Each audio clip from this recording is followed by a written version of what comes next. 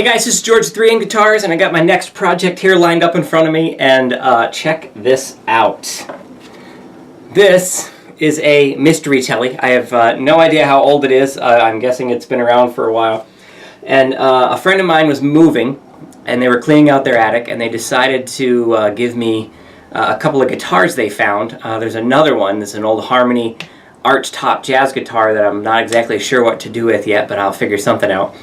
But this one was sitting in a case, and I have no idea who owned it or where it came from or what they did to it, but whoever had it last decided to refinish it, and they took, from what I can only guess, is a belt sander or something to it and just destroyed the finish, and then tried to burn it for some sort of aesthetics. And I mean, you can see, I'm sure it was a good attempt, but it really just basically destroyed this guitar. So they didn't know what to do with it, so they gave it to me, and I figured I'm going to do some restoration on this thing and try to turn it into something fun. And so what I'm going to do today is I'm going to take this thing apart and just see what I got to work with. I'm pretty sure the electronics are gone. I'm going to have to completely redo the body, which is okay. And I'm pretty positive from what I'm looking at, I'm going to have to refret this thing, give it a new nut, and probably some new tuners just based on this. But looks like it's going to be a lot of fun.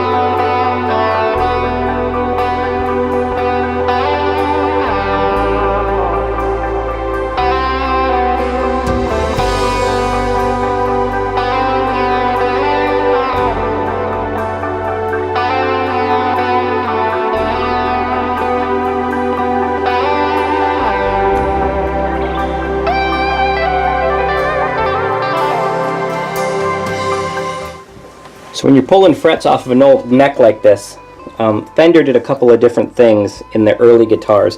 Some of these frets were not actually pressed in, they were hammered in from the side.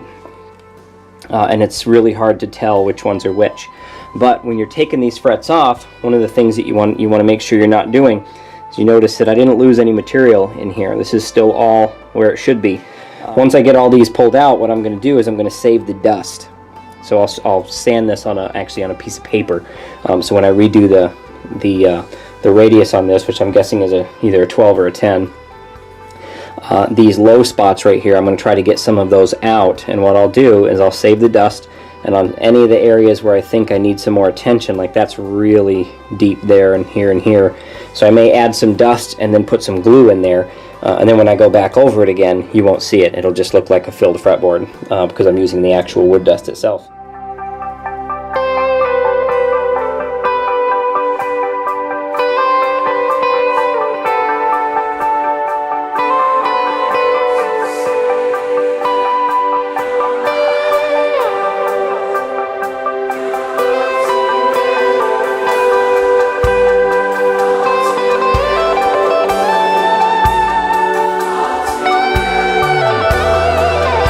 See that? Something to look at.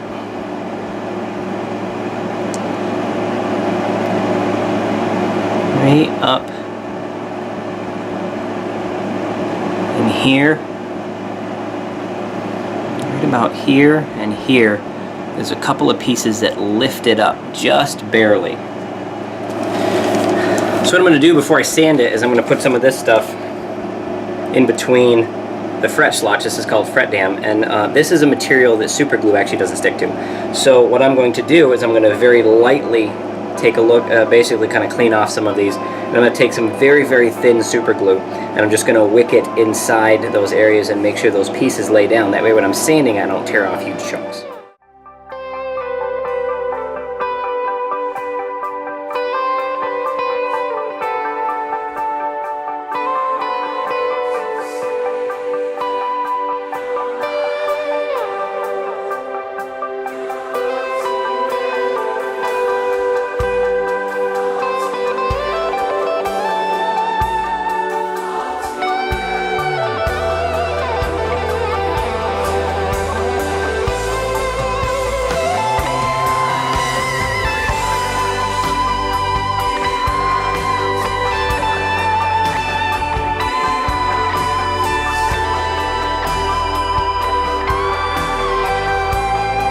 So those are a couple things to be thinking about when you're refinishing a guitar. This is definitely going to be an interesting challenge, but I'm going to have a lot of fun doing it. I hope you watch the videos. If you like them, please hit like.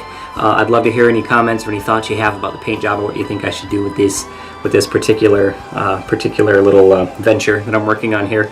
And thanks for watching.